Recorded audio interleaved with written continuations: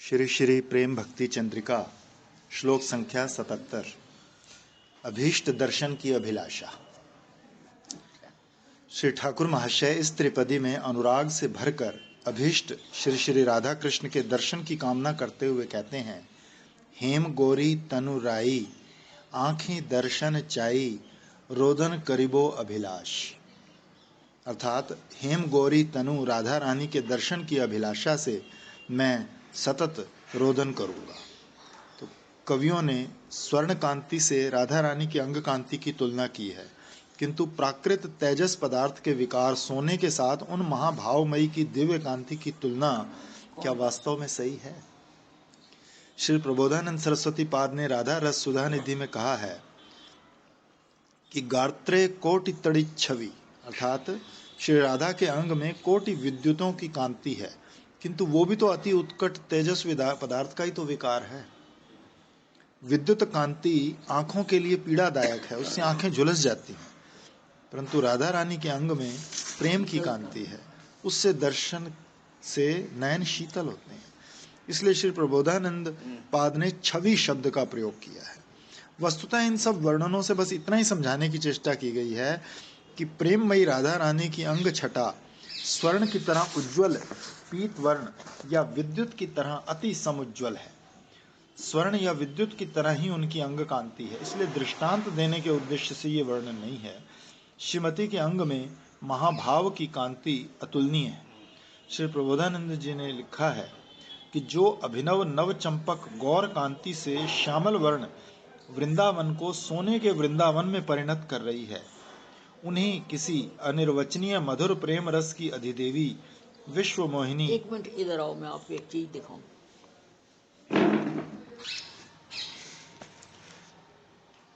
विश्व मोहिनी राधा रानी का भजन करो।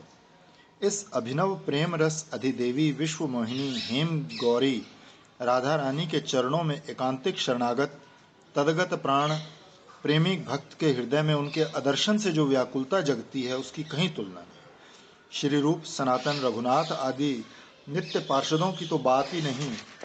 गोवर्धन निवासी साधन सिद्ध श्री कृष्णदास बाबा जी महाराज ने श्रीमती की दर्शन उत्कंठा में लिखा है, प्रेम की मूर्ति श्री ठाकुर महाशय तभी हेम गौरी श्री राधा के दर्शन की अभिलाषा से रोने का संकल्प लेते हैं। रोने का अभीष्ट की विरह उत्कंठा में रोदन ही अभीष्ट दर्शन पाने का प्रकृष्ट उपाय है। ये तो ठीक बात है।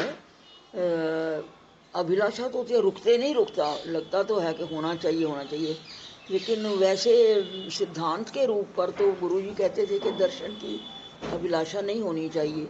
मेरे को तो जब बहुत होता है, कई बार होता ही है दिन में, तो मैं कहती हूँ भाई देखो हमसे रहा नहीं जाता, लेकिन तुम तो वहीं बैठे बैठे कुछ कर सकती हो, आने की जरूरत नहीं, अपनी लीला में मस्त रहो, क्योंकि दर्शनार्थ सिद्धांत नहीं है। विरह से अपने आप जो होता है वो ठीक है, वो रोका नहीं जाता, लेकिन सिद्धांत नहीं है कि दर्शन दो।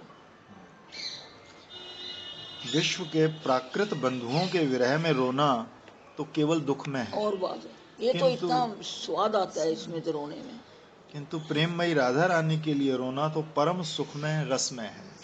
गोस्वामी पादों ने विरह को भी रस का नाम दिया है। पर दीदी अगर स्वरूप सामने आता ही रहता है ना, तब तो दिल करता है ना कि पकड़ लो, और ऐसे लगता कुछ पकड़ में नहीं आता। तो है। प्रेम के ही दो क्लेवर हैं, मिलन और विरह। प्रेम ही उपादान है, तो विरह में भी आस्वादन विशेष निहित होगा, ये कहना ही पर्याप्त। यहाँ तक कि प्रेम ही उपादान है, हाँ, तो विरह में भी आस्वादन विशेष निहित होगा, ये कहना ही पर्याप्त। यहाँ तक कि श्रीमती सनातन गोस्वामी पाद ने विरह रस के आस्वादन को मिलन आनंद से भी कहीं अधिक प्रचुर और प्रभुत बताया है। यद्यपि प्रियजन मिलन आनंद क्षणिक होता है और विरह के आनंद सतत बना रहता है, और गौड़ीय संप्रदाय तो है ही विरह प्रधान। यद्यपि प्रियजन के विच्छेद दावानल में दग्ध विरही के दुरंत शोक आवेग में पहले प्रगाढ़ दुख होता है, तथापि तत्वता वो विरह जनित दुख मिलन आनंद से अधिक स्तवनीय है। कारण उसमें परिणामतः किसी अनिर्वचनीयतम मनोरम आनंद राशि का स्फुरन होता है। इसे श्री कृष्ण विरही रसिक जन ही जानते हैं। तभी श्री ठाकुर महाशय श्री राधा रानी की दर्शन लालसा से रोदन करने की अभिलाषा व्यक्त कर रहे हैं। इसके बाद कहते हैं, जलधर ढर ढर अंग अति मनोहर रूप भुवन प्रकाश। श्री ठाकुर महाशय एकाकी राधा रानी के दर्शन नहीं करना चाहते, युगल किशोर श्री राधा कृष्ण की दर्शन लालसा से ही रोना चाहते हैं। तभी इस त्रिपदी के शेष अर्ध में श्री श्याम सुंदर की रूप माधुरी का वर्णन करते हैं। नव जलधर कांति श्री कृष्ण की अंग शोभा अति उज्जवल, मधुर और लावण्य में है। कुछ एक सादृश्य लेकर ही अतुलन श्री कृष्ण अंग कांति की तुलना नव जलधर से की जाती है। श्रीमन महाप्रभु का भी ऐसा प्रलाप है। कविगण श्री कृष्ण की अंग कांति की तुलना नव जलधर, दलितंजन, इंदिवर आदि के साथ करते हैं, पर वस्तुतः तो वो अतुलनीय है। वो इन सभी उपमानों को पराभूत कर अपनी अद्भुत शक्ति से दर्शक के नयन मन हरण करती है। मेघ से तुलना करें तो कहना पड़ता है कि श्री कृष्ण अद्भुत मेघ हैं, कारण उनका पीताम्बर ही सौदामिनी है। मेघ की विद्युत तो चपल होती है, पर इस अद्भुत मेघ की पीताम्बर स्वरूप सौदामिनी स्थिर है। कंठ का मुक्ताहार ही इस मेघ की गोद में मनोहर बक पंक्ति की शोभा है। मस्तक का मोर पंख चूड़ा और वनमाला ही इंद्रधनुष है। त्रिलोक्य मोहिनी मुरली की कल ध्वनि ही इस अद्भुत मेघ का मधुर गर्जन है। इस मेघ के ऊपर लावण्य ज्योत्सना से झिलमिलाता उसका मुख रूपी निष्कलंक पूर्ण चंद्र सतत समुदित रहता है। विश्व का मेघ तो पृथ्वी को ही वारी धारा से सिक्त सरस करता है, किंतु ये अद्भुत कृष्ण मेघ लीलामृत वर्षण से 14 भुवनों को सिक्त सरस बनाता है। गोपियों के पिपासित नेत्र ही इस अद्भुत मेघ के रूप बिंदु के चिर पिपासु चातक हैं। श्री ठाकुर महाशय कहते हैं, ढर ढर अर्थात वो ललित लावण्य युक्त श्री कृष्ण का नव जलधर श्यामल अंग अति मनोहर है। विश्व में सभी के मन को हरना ही उसका स्वभाव है, इसलिए उसका एक नाम है श्याम। जिनके प्रति सभी का मन गमन करता है, उन्हीं का नाम श्याम है।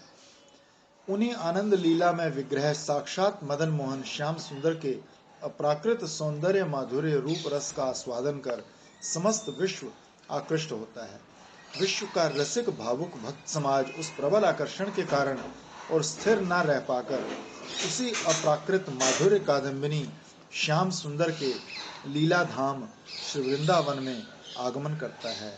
आकर देखता है, श्याम रूपे भुवन प्रकाश। उसी रूप सिंधु में भक्तगण डूब जाते हैं। उस रूप का वर्णन करने को होते हैं, पर भाषा खो बैठते हैं। फिर भी भुवन प्रकाशित करने वाला वो श्याम रूप हृदय में विपुल आलोड़न की सृष्टि करता है, कुछ कहे बिना भी नहीं रह जाता। सेवा सुख। श्री ग्रंथकार महोदय ने युगल रूप माधुरी के दर्शन की लालना से रोदन की अभिलाषा व्यक्त की है। श्री राधा का सानिध्य श्याम के माधुर्य सिंधु में उच्छ्वास लाता है और श्याम रूप राधा माधुरी को विपुल रूप से समुच्छ्वसित कर डालता है।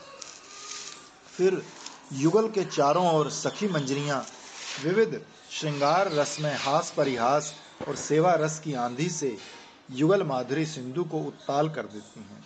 श्री ठाकुर महाशय इस त्रिपदी में उसी युगल माधुरी सागर में मग्न हो अंतश्चिंतित सिद्ध देह से ससखी युगल के सेवा रस में विभोर होने की लालसा व्यक्त कर रहे हैं।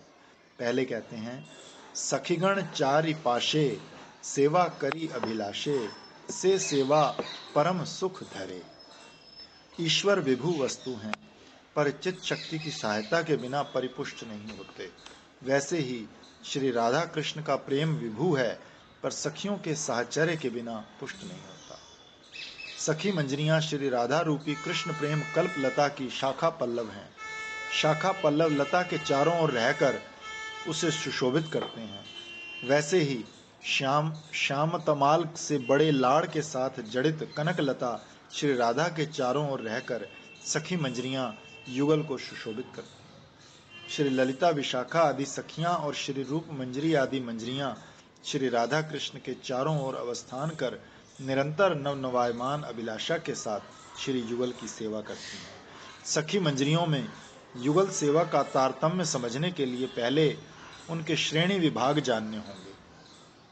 श्री राधा की सखियां असंख्य होते हुए भी 5 भागों में विभक्त हैं। श्रीमद् रूप गोस्वामी पाद ने लिखा है कि वृंदावनेश्वरी श्री राधा की सखियां 5 प्रकार की हैं: सखी, नित्य सखी, प्राण सखी, प्रिय सखी और परम प्रेष्ठ सखी। फिर ये भाव निष्ठा भेद से 3 प्रकार की हैं: कृष्ण स्नेहाधिका, सम स्नेहा, राधा स्नेहाधिका। सखी धनिष्ठा विंध्या ये श्री कृष्ण स्नेहाधिका है और ये तो यशोदा की दासियां हैं।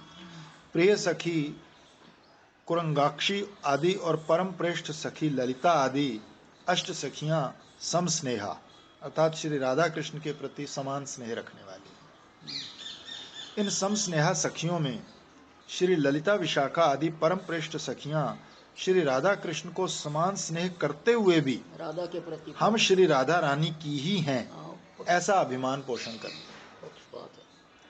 श्री राधा कृष्ण में इनके प्रेम की पराकाष्ठा के कारण समय विशेष पर दोनों में से किसी एक के लिए क्षण भर के लिए प्रेम आधिक्य प्रकट होता है, ऐसी प्रतीति होती है। जैसे खंडिता अवस्था में श्री राधा के प्रति और मान की अवस्था में जब राधा श्री कृष्ण का अनादर करती हैं तब ये श्री कृष्ण के प्रति अनुराग दिखाती है तो सम स्नेहा ना।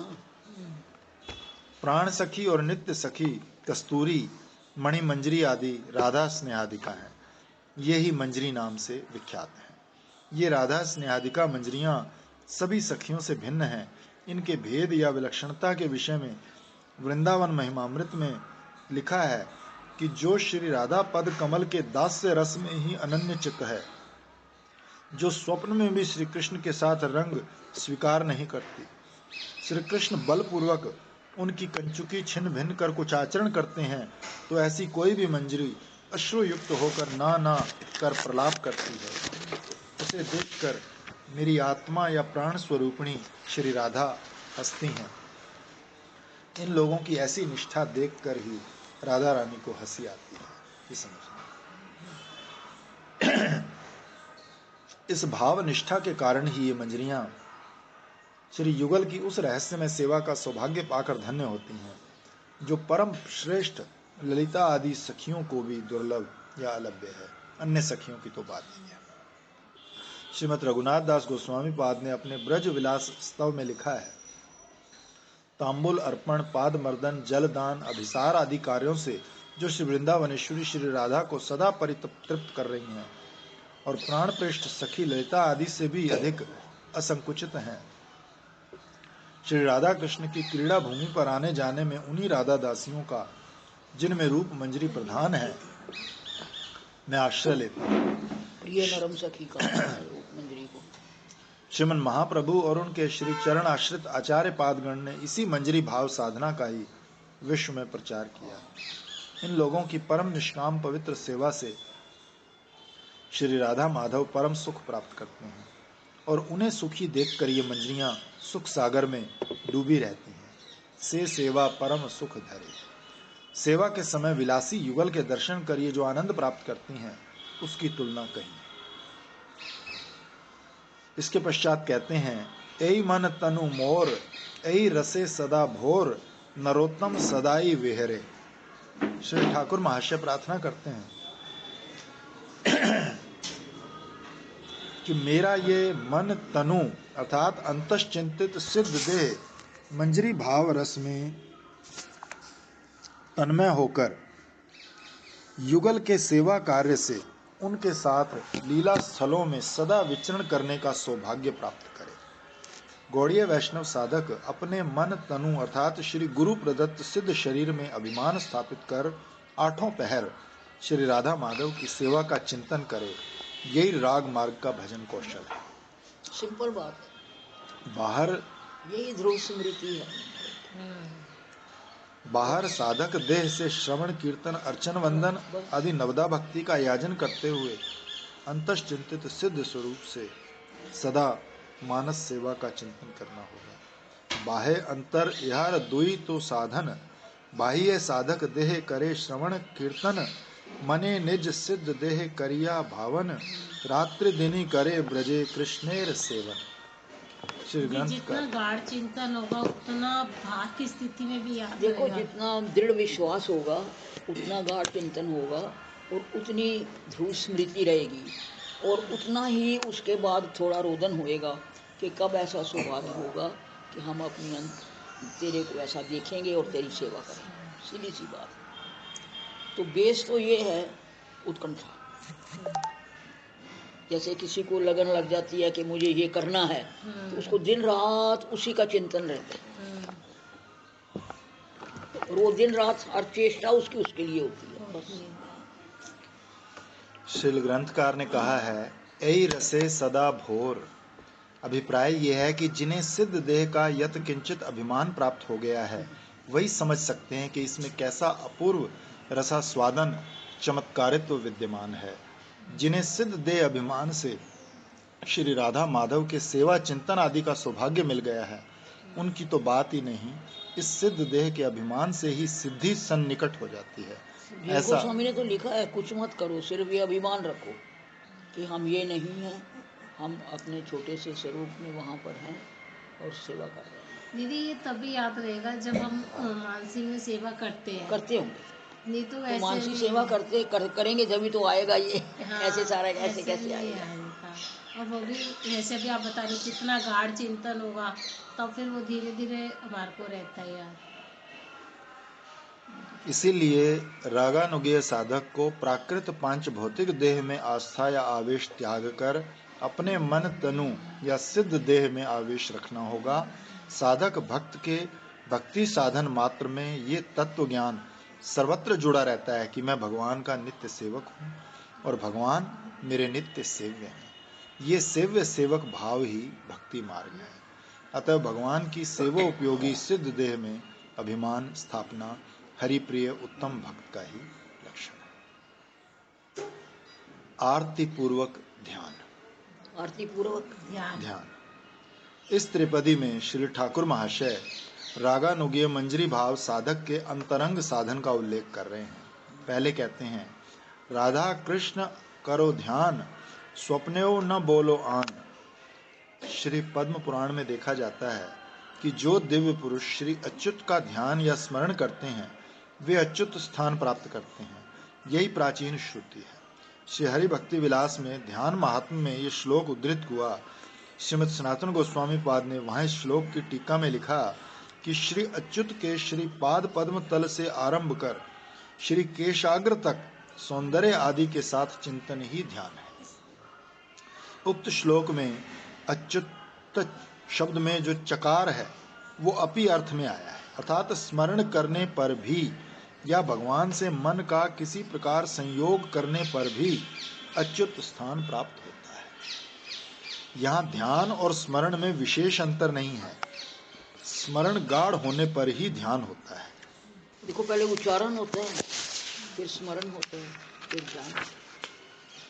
उच्चारण है खाली मुंह से करते रहना, चलते फिरते, बीच में बात भी कर ली, ये भी कर लिया, वो भी कर लिया, खा भी लिया, पी भी लिया। और स्मरण होता है जब हम रूप गुण चिंतन करते हैं, और गाढ़ हो जाने से लीला चिंतन करते हैं, और गाढ़ हो जाने से सेवा करते हैं, वो ध्यान हो गया। बात तो बड़ी छोटी सी है। समाधि का मतलब ये है कि हमें इस देह का भान ना रहे, हम उस देह में सेवा कर रहे हैं। अच्छा। अगर आपके साथ कोई साकार विग्रह नहीं है तो आपको खाली लाइट का अनुभव होगा, बिंदु का। हम आत्मा है, उस आत्मा में ही वो पार्षद शरीर बनता है ना।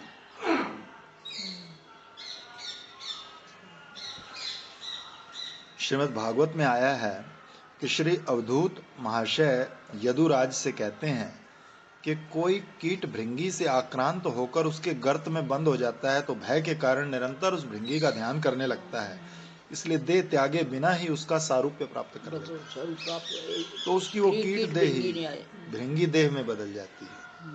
ध्यानकर्ता की देह का ध्येय विषय के समान आकार प्राप्त करना, इसे ध्यान का ही अचिंत्य प्रभाव जानना होगा। जब जड़ देह के ध्यान के फलस्वरूप जड़ देह इस प्रकार बदल जाती है तो सच्चिदानंद घन मूर्ति श्री कृष्ण के ध्यान के फलस्वरूप साधक की देह चिदानंद आकारता प्राप्त करेगी, इसमें क्या संदेह है। श्रीमद् भागवत में ऐसा वर्णित सारी है। चीज वही अपने भाव पर डिपेंड करती है टोटल। दीदी अभी भी ना मैं ये चीज सोच रही थी, बच्चे बड़े बड़े हो गए हैं, हम अपनी भौतिक जिंदगी को देखे लगे तो ऐसा लगता है हम तो वही है जो पहले थे, हम तो बूढ़े हुए ही नहीं है। अपने अपने मन को ना कुछ ऐसा सही लगता है, फिर ये पता नहीं और दो कहाँ से आए हैं, हमारे साथ जैसे हम रह रहे वैसे रह रहे, लगता ही नहीं है कि अच्छी बात है, अच्छी बात है। तो और अब जब से ये अपने स्वरूप का चिंतन करने लगे तो खुद को, पहले तो मुझे लगता था कोई और शरीर होगा, अब लगता है कि नहीं यही तो शरीर है, हम अलग देह की क्या चिंतन कर रहे हैं। वही जो तुम पूछ रहे थे ना कि अवधूत हो जाते हैं, वो उस शरीर का चिंतन करते करते इस शरीर का उनको भान ही नहीं रहता। अच्छा, इसलिए वो कट गया तो कट गया, वो ये है ही नहीं, उनको ऐसा पक्का हो जाता है, जैसे थोड़ा थोड़ा लगना शुरू हुआ ना। श्री राधा कृष्ण के रूप गुण लीला सेवा आदि के सुष्ठु चिंतन को ही श्री युगल का ध्यान कहा जाता है। ध्यान 4 प्रकार का है: रूप ध्यान, गुण ध्यान, लीला ध्यान और सेवा ध्यान। रूप ध्यान श्री श्री राधा कृष्ण के नख अग्र से शिखा अग्र तक अंग प्रत्यंग की रूप माधुरी और अपार सौंदर्य का चिंतन, जैसे श्रीमद जीव गोस्वामी पाद ने श्री कृष्ण संदर्भ के अंत में श्री श्री राधा माधव की रूप माधुरी का वर्णन किया है। गौर श्याम दीप्ति से उज्ज्वल नयन युगल के अमल उत्सव विलास से नृत्यशील अशेष मादन कला विदग्धि द्वारा लिप्त स्वरूप और परस्पर के प्रियता सुधा परिमल द्वारा परम आमोदित श्री श्री राधा माधव के माधुरी समूह से मेरा चित्त सर्वदा सभी प्रकार से आक्रांत हो। तात्पर्य यह है कि श्री राधा कृष्ण की रूप माधुरी गौर श्याम द्युतियों से उज्ज्वल है, अर्थात श्री राधा की गलित कांचन सदृश गौर छटा से और श्री कृष्ण की नीलमणि कांति जयी श्याम छटा से दिगंत उज्ज्वल हो रहे हैं। प्रिय संग के कारण श्री राधा के दाएं नेत्र और श्री कृष्ण के बाएं नेत्र की विचित्र भंगिमा से उल्लसित होकर युगल की अनिर्वचनीय रूप माधुरी मानो नृत्य कर रही है। दोनों के अपरूप अंग मादनाख्य महाभाव की अशेष विलास निपुणता से परिवृत हैं, अर्थात मादन के अनुभाव रूप आलिंगन चुंबन आदि अनंत अद्भुत माधुरी से दोनों के श्रीअंग विमंडित हैं। परस्पर की प्रियता ही लेपन है, जनमन मोहन गंध समूह उसमें वो माधुरी आमोदित है। श्री राधा माधव का वो सम्मिलित अनिर्वचनीय रूप मेरे हृदय में इस प्रकार उदित हो कि चित्त में अन्य स्फूर्ति का लेश भी ना रहे। श्री राधा माधव के अष्टकालीन देखो, अन्न स्फूर्ति तभी होती है जब मन में कोई बात होती है, भैया ये करना है, वो करना है, ऐसा करेंगे वैसा करेंगे।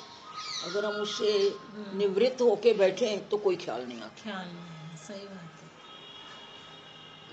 किसी ने आना हो 2 दिन पहले ही चिंता लग किसी ने आना हो या बहुत सारा फ्रिज भर गया हो तो ये सब्जी इसमें डालेंगे, वो उसमें डालेंगे, अब कैसे फ्रिज को खाली करेंगे, कल में अष्टमी है, किसको खाना है किसको नहीं, ये बात मन में ना हो तो कोई और ध्यान नहीं आता, खूब लीला का ध्यान होता है। अच्छी बात है। मेरे वही वाले आना है, मेरी भाभी भैया ने आना है तो वो लोग, हाँ सच बात करी तो एकादशी को आ रहे हैं तो फिर 14 तक रहेंगे। एकादशी शाम को आएंगे वो, फिर द्वादशी त्रयोदशी सुबह 14 को करके चले जाएंगे। अच्छा, मैंने ये बात कर रही थी, आप बताओ दीदी, भंडारा कराना। श्री राधा माधव के अष्टकालीन लीला चिंतन की जो पद्धति प्रचलित है वही लीला ध्यान है। श्रीमद रूप गोस्वामी पाद के संक्षिप्त लीला सूत्रों और कवि कर्णपुर की कृष्णानिक कौमुदी को लेकर श्री कृष्णदास कविराज गोस्वामी पाद ने श्री गोविंद लीलामृत ग्रंथ की रचना की है। उसमें विस्तृत रूप से श्री राधा कृष्ण की अष्टकालीन लीलाओं का वर्णन किया है। प्रवर्ती गौड़ीय वैष्णवाचार्य श्री विश्वनाथ चक्रवर्ती पाद ने अपने कृष्ण भावनामृत ग्रंथ कृष्ण में भावनामृत छप ही नहीं रहा, मैं बड़ी एंशियस हूँ पढ़ने हाँ। को, वो छप ही नहीं रहा। कब से गोविंद तो हो गए 1.5-2 साल वैसे हो गए वैसे वो उसका वो तो कर रहे थे, प्रूफ रीडिंग तो कर रहे थे वहाँ पे वहाँ पे। हाँ, अपने उसमें। मेरा फिर भी वो बड़ा अभी मन तक था। छप, उसको पास ही फुर्सत नहीं है, गिराज के पास। मैं कई बार पूछा, कहता बीच बीच में और ग्रंथ आ जाते हैं, जैसे असुरों पर कृपा आ गई, अभी एक ही आया, पता नहीं, मैं तो देखा भी तो नहीं पहले है। इनको पूरा करो ना, मेरा भी बड़ा मन है कि तो वो फटाफट से। वो काफी लंबा मैंने था। बहुत पहले पढ़ा हुआ है बंगला में गुरु जी के साथ, तो मैंने कहा हिंदी में आए तो एक बार पढ़ के देखेंगे दोबारा। सेवा ध्यान, इसे मानस सेवा भी कहते हैं। गौड़ीय संप्रदाय में योग पीठ में वैसे जो सखी। साधन भक्ति पिटारी है उसमें बहुत सारे संकलित हैं विश्वनाथ चक्रवर्ती के। वो तो छोटा सा है साधन भक्ति हाँ, का। लेकिन मतलब कुछ कुछ श्लोक नहीं ही है। नहीं, भावना सार संग्रह, हाँ वही भावना, उसमें सब जगह का लिखा हुआ है। लिखा है। श्री राधा माधव की सेवा का नियम प्रचलित है। लीला दो प्रकार की है, स्वारसिकी और मंत्रमयी। स्वारसिकी स्रोतवत है, मंत्रमयी हृदवत। हृद तालाब विहार स्रोत के ही अंतर्गत है, स्वतंत्र कुछ भी नहीं, फिर भी इसकी पृथक स्थिति और नाम है। अष्टकालीन लीला स्वारसिकी है और योगपीठ मिलन लीला मंत्रमयी। तो हम तो दोनों ही करते हैं। सिद्ध स्वरूप के आवेश में इस मंत्रमयी योगपीठ मिलन लीला का ध्यान किया जाता है। मानस उपचार द्वारा श्री युगल की सेवा की जाती है। श्रीमद जीव गोस्वामी पाद ने भक्ति रसामृत ग्रंथ की टीका में मानस सेवा की महिमा बताते हुए, यानी कि वही मंत्र बोलते हुए कर रहे हैं ना, ये मतलब है। मंत्रमयी का मतलब ये होता है, ये जो अनुष्ठान है ना, वास्तव में इसके साथ लीला होती नहीं। मंत्रमयी के साथ उसी योग पीठ पर बैठ के मंत्र को रिपीट करते जाना है। अब हमारी क्या मुसीबत थी या मजबूरी, हम पहले तो लीला करने लग गए। अब वो इतनी अंदर बस गई कि कोई भी मंत्र चले तो हमारी लीला साथ चले। ठीक है, तो फिर हमने ऐसे चलाया, योग पीठ पर आए तो उस वक़्त योग पीठ कर लिया और फिर आगे चले तो फिर लीला शुरू हो गई। नहीं तो बहुत लोग नाम के साथ ही लीला करते हैं, और योग पीठ पर आए तो मंत्र कर लिए अपने जितने करने हैं और फिर आगे फिर हरि नाम शुरू हो गया। हमें तो दीदी आपने जैसे बताया, मैं तो मंत्र के साथ भी चल हम जाती है। कोई तो हमारा तो मेरा चलता है तो तुमको बताया तो तुम्हारा भी चल जाएगा। हाँ। पर अधिकांश लोग गौड़ीय संप्रदाय में मंत्र की इतनी इम्पोर्टेंस नहीं है।